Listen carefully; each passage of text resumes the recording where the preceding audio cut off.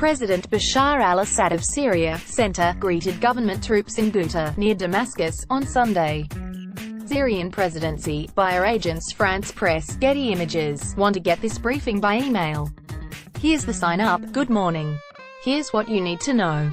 Data sharing goes from feature to bug. More than a decade ago, Facebook opened itself to the world, inviting developers to build apps and programs on top of the social network's platform. Millions of third-party apps have been created since then, and the consequences of Facebook's loose approach to the collection of user data are becoming clear, our tech columnist writes.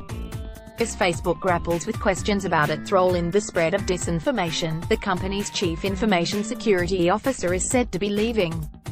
The executive, Alex Stamos, had pushed for more transparency but met resistance from other senior leaders, according to current and former employees. Cambridge Analytica, the political data firm that harvested information from more than 50 million Facebook profiles, also sought to entrap politicians with sex or bribes, according to an investigation in Britain that included a journalist posing as a prospective client.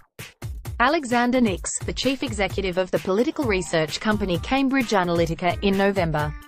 In footage broadcast by Britain's Channel 4 on Monday, Mr. Nix offered services that went far beyond data harvesting. Pedro Nunes, Reuters. A poll is cast on driverless cars. Last year, we wrote about how Arizona's promise to keep the self-driving car industry free of regulations attracted dozens of companies, including Lyft, Uber and Waymo. That lack of oversight is among the factors under scrutiny after an autonomous car operated by Uber killed a woman in Tempe, Arizona. It is believed to be the first pedestrian death associated with self-driving technology on a public road. Supporters say the cars will ultimately be safer than regular vehicles because they take easily distracted humans out of the equation. But the relatively new technology is only starting to experience the unpredictable situations that drivers can face. New package explosion in Texas. The authorities are trying to determine whether a package that exploded early today at a FedEx distribution center near San Antonio was linked to 4 recent bombings in Austin. The latest explosion, in Schertz, Tex, lightly injured one employee, law enforcement officials said. The package was addressed to an Austin destination, according to local news reports. A serial bomber is being sought in Austin after a string of explosions that have killed 2 people and wounded 4.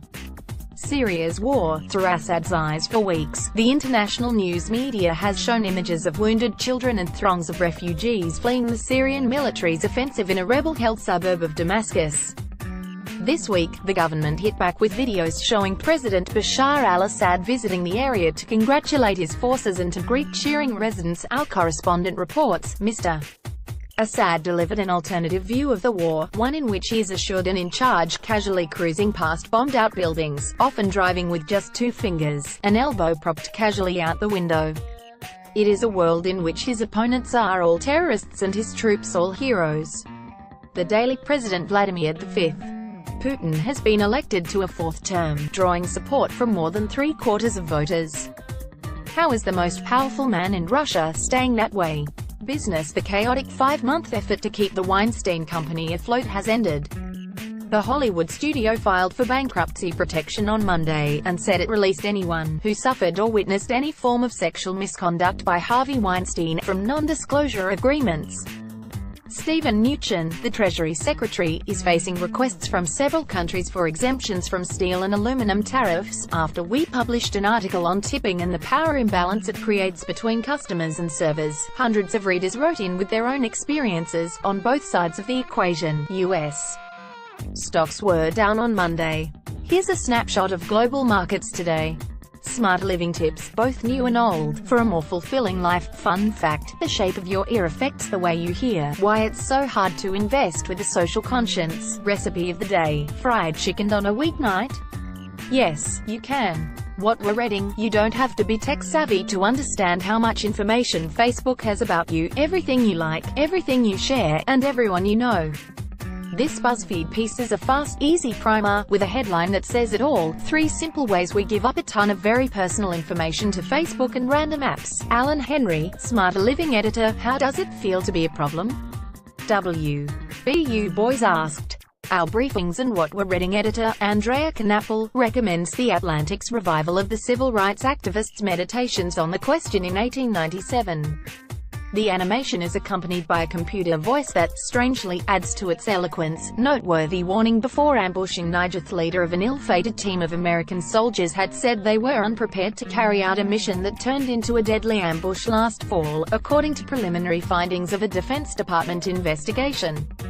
Back to the Caribbean 6 months on, how are the islands recovering from the devastation wrought by Hurricanes Irma and Maria? To find out, our travel writers spent time in Dominica, St.